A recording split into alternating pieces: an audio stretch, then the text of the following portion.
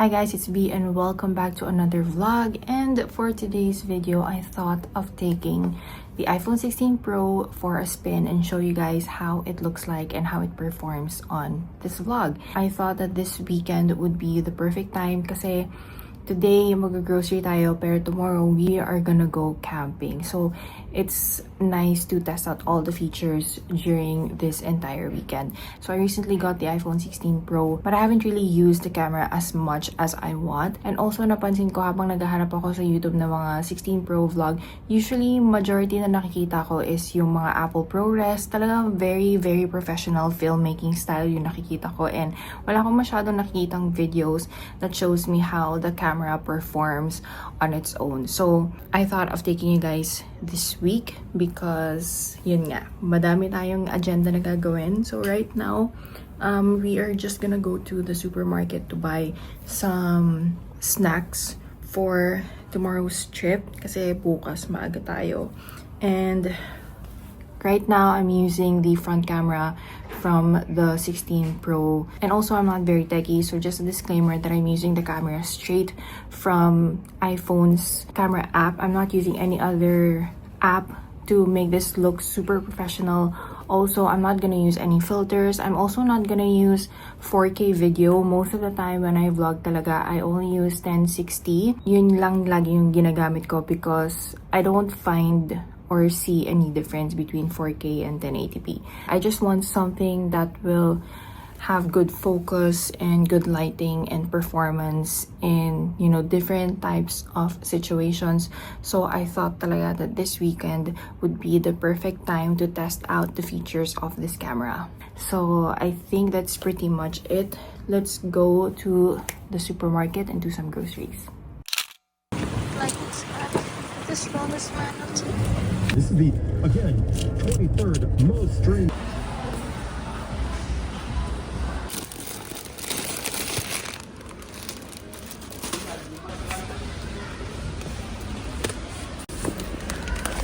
Craving for baklava.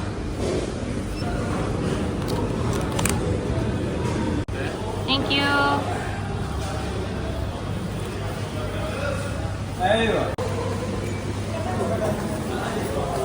Thank you.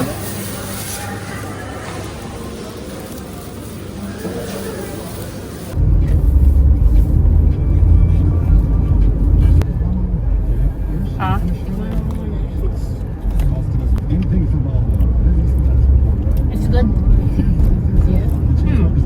So to make may chai. Oo nga eh.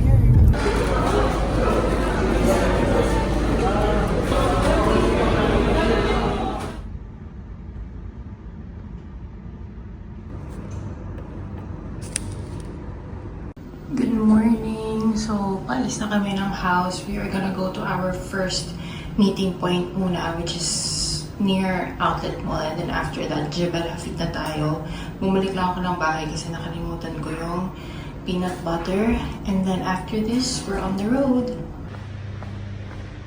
The car situation. Wala lang space kasi ang dami namin dalang food. So, sana maubos lahat ng food namin this weekend. Hello, sa 3 hours lang yung tulog.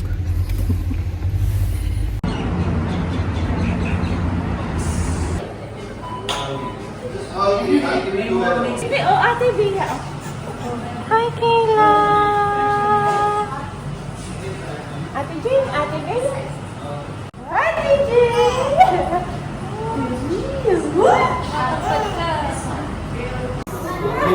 Pagbaba natin, kaya wala.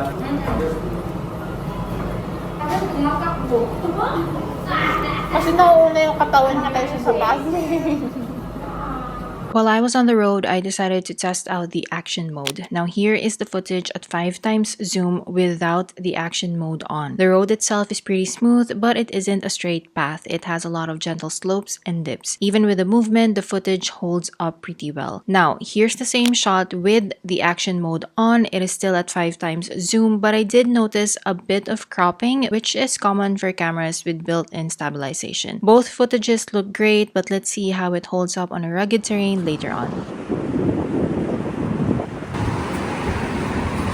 Quick stop over here at Lulu Hypermarket sa may Alain. Nag-washroom lang kami. And then, we also bought some of the stuff that we still need. Like, yung iba namin kasama, kailangan pa ng rice. And then kami naman, kailangan namin ng dishwashing soap and I think ice. So, yun lang. And then, we're gonna be back on the road again.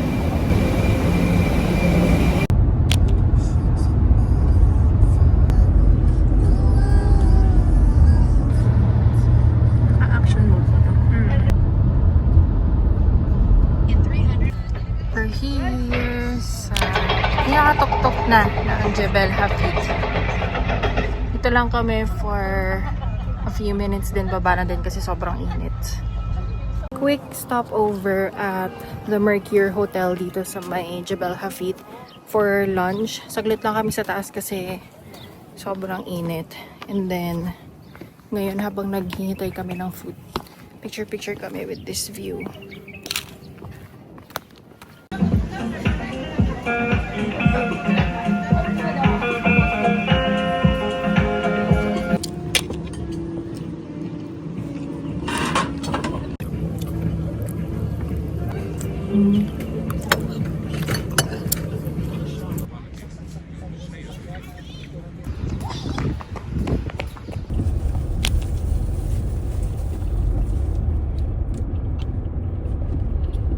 We've arrived and hit a rugged path, literally driving on dirt road. So the action mode is on here and I'm really impressed. It's handling the bumps so well, keeping the footage super stable. I love how this turned out. Hello! We have finally arrived at the Eco Pura Resort here at Jebel Hafeet. So, kung gusto nyo mag-traditional camping, pwede kayo mag-camp dito, lalo na if may mga kasama kayong babies, kids, or mga seniors, kasi merong provided na toilet and water. So, nung una, parang dapat normal camping lang kami, like yung sa mga public camping areas, but then we decided na dito na lang pumunta kasi nga we have babies, kids, and seniors with us. So, you know, best of both worlds.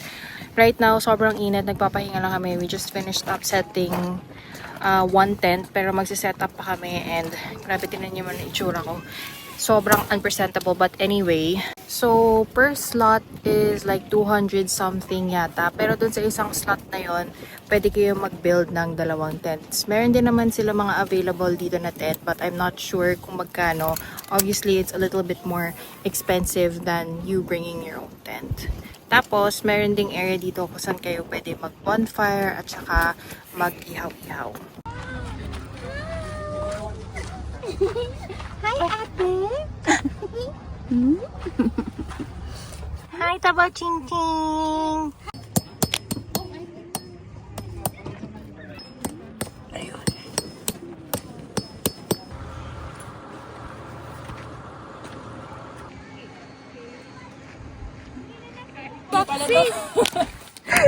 Nag-camping.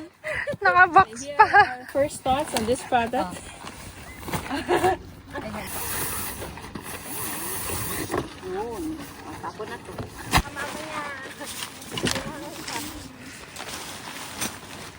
Paano ba to? Ano to yan? Unboxing plus installation.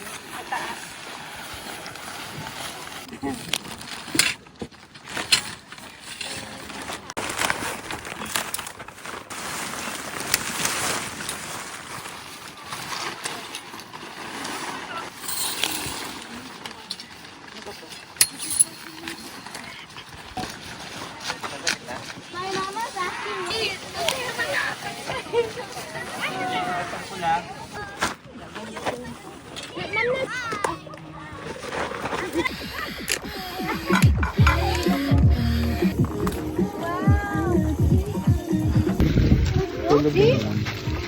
I told you.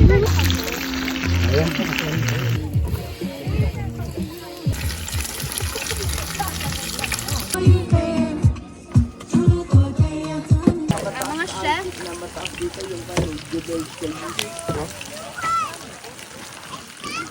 Weekend ngayon eh. Ilaw pa rin.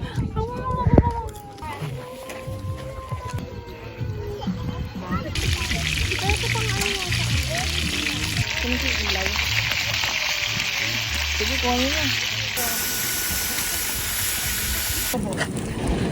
Tumigas ka na. Maghuwag na tayo, David. Sa bahay. Sabi ko, ha? Sabi ano? Macchiato. It is almost 9 p.m.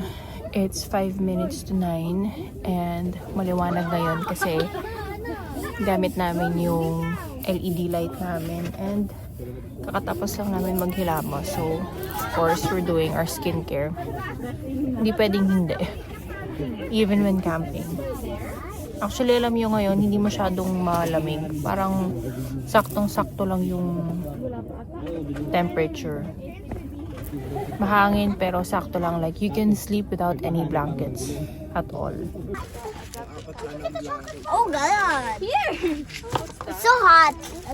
Oh, parang The next morning around 4 a.m. we woke up to really strong winds. We tried securing our tents and going back to sleep, but by 6 a.m. there was just so much sand inside our tents. We knew it was time to pack up. It wasn't exactly how we planned to start the day. We wanted to eat here at our campsite, but the wind was just too strong. So we ended up going to Bobazara Park instead for brunch. We spent our time there bird watching. We even spotted a gray heron and these cute little ducks and just took in all the nature around us. Hi everyone, it has been a few days since our camping trip and actually, to be honest with you, it has been more than a week and I just had to get some rest right after sleeping through that sandstorm because nagkaroon na naman ako ng allergy attack.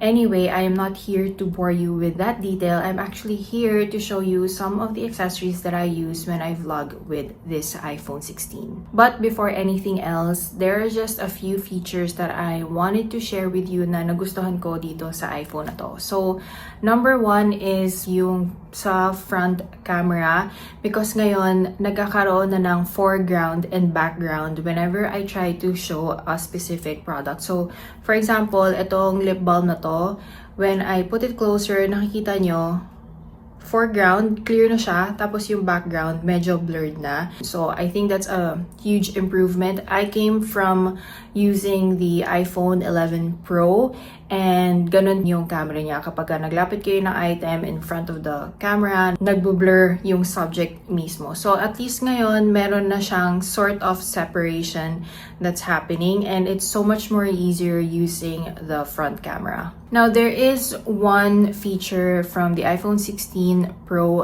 that I did not like at all, and that is their audio mix.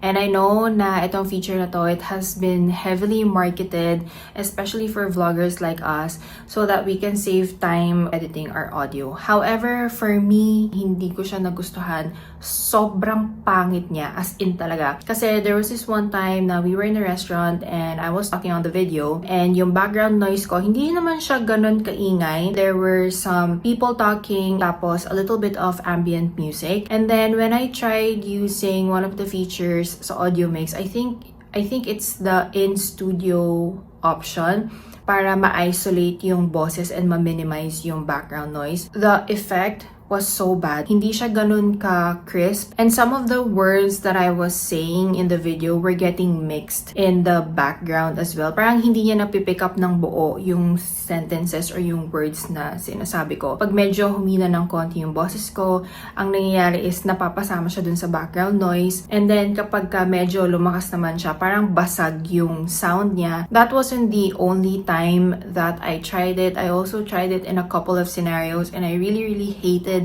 how it sounded. Anyway, the main point here is that the iPhone's audio mix is supposed to enhance the audio, but it actually makes you sound even more worse. So that is a feature that I will never use again. Another feature that I did not like about the iPhone 16 is actually yung camera button dun sa side. Nagagamit ko lang siya when I need to launch the camera very quickly. But other than that, it's not something that I actually use. So I think putting it on there was counterproductive. Not to mention, ang hirap din mag-adjust and mag-slide ng zoom or mag-move from one feature to the next feature by like double tapping it. So it takes more time as compared to when you're switching from a different mode or when you're zooming from the screen itself. So yeah, yung pag-add nila ng camera button na yon sa gilid, I don't know, parang for me, wala siyang kwenta. So, yun lang. Okay, so now for the accessories that I use. Obviously, the very first one is a MagSafe na case. And then, along with this is my magnetic mount and electric suction. So, this has been, I guess, one of my favorite accessories kasi dual purpose siya. So, this is the magnetic mount and this is the electric suction mount. If I need to film anywhere and I need to prop my phone somewhere, obviously, I can use the magnetic mount here sa case and then use the suction on a smooth surface to attach my phone. Itong mount na to, namumove siya like 180 degrees, I would say. Yan, naro-rotate naman siya. Tapos, yung suction mount naman niya is very, very strong since electric suction siya. Even if alugin ko yung phone ko, hindi siya matatanggal. And obviously, the magnetic mount, I can mount it onto any metal or magnetic surface. This has been super duper handy for me every time that I need to film outside. My second favorite is the tripod that I'm actually using right now to film this video, but I'll just insert a clip here of how it looks like. This is the Ulanzi MT-08 tripod, and this is a travel tripod. This has been super duper helpful whenever we're outside and we want to take pictures na wala akong area kung saan ko pwedeng i-mount yung phone ko. So this tripod is super duper helpful. It's almost 5 feet tall, 4 feet and 8 inches to be exact. But if you want to be more exact, then it's 147 centimeters. So itong tripod na to, you can either mount any handheld camera, and then at the same time, obviously, you can mount your iPhone on it. And the good thing about this is meron siyang kasamang cold shoe mount, so you can attach a mic or a light if you have to. This was the tripod that I used when we went camping. Sobrang dali lang din niya kasing dalhin. It's very lightweight. Kasya siya sa normal size na backpack. Actually, kasya siya dun sa Quechua ko na backpack. So, it's very, very handy and it doesn't take up so much space. Another tripod that I also use is the Ulanzi MT-08. So, this is an extendable tripod. It's also very handy and perfect kapag nagta-travel. And at the same time, you can obviously use it for your phone or also use it for your vlogging camera. But this is a tripod that I mostly use at home if I have to prop my phone on a desk and kailangan ko lang ng konting height. But this is not a tripod that I normally would bring when we're outside because the point of vlogging outside, well, at least for me, is to be able to capture as many memories as I can. And I don't want to get stressed about the accessories or even the cameras that I'm using when I am out and about. So again, hindi ko siya masyadong dinadala outside, which brings me to the next accessory, which is this I don't know actually kung paano to i-describe, pero parang mini tripod din siya na kinakabit sa phone. This is quite sturdy. So you just basically clip this onto your phone and it will act as a stand and a tripod as well. Syempre pag nasa labas or if I have to vlog, for example, I don't want this tripod to obviously take up so much space sa table. So this one really works well. Pwede siyang ganyan na i-prop or pwede din ganito. It really depends on you guys. And kapag ka nasa labas, ito na din minsan yung ginagamit ko na tripod so that I don't have to keep removing it from my phone. So pag nasa labas, these are the two accessories that I bring with me like maybe 99% of the time. I almost forgot, this LED light is also one of the iPhone accessories that we use all the time whenever I vlog with the iPhone, lalo na kapag madilim. Nung nag-camping kami, itong ilaw lang, this tiny thing, ito lang yung gamit namin to light up the surroundings around us. And sobrang powerful neto. So if I switch this on, actually ngayon nasa nasa 19 lang yung intensity niya. So babaan natin kasi hindi nyo masyadong makikita or ma-appreciate yung light. So meron siyang warm, may cool siya. And then also at the same time, there are different RGB light modes dito sa LED light na to. So, yan. So, that's pretty much everything that I have to say about the iPhone 16 Pro as a vlogging camera. And for someone like me who loves to, you know, document moments, capture memories to watch later on, I want a device that is simple, that's easy to use, and that's very straightforward. And this is it. It is the iPhone camera. And trust me when I say that I have used a lot of cameras throughout my YouTube journey. I have used the Canon G7X Mark II. I've used the Osmo Pocket. But at the end of the day, I still go back to an iPhone. And if you watch my previous videos, most of those videos are actually shot using an iPhone. And if you guys are wondering what iPhone I used to shoot my previous videos, because I do still get that question and comment a lot, it is the iPhone 11 Pro. Now, all of the products that I mentioned in this video will be in the description box below. And if you guys have reached the end, again, thank you so much for watching. If you guys have any questions, please leave them in the comment section below, and I will see you on my next videos. Bye!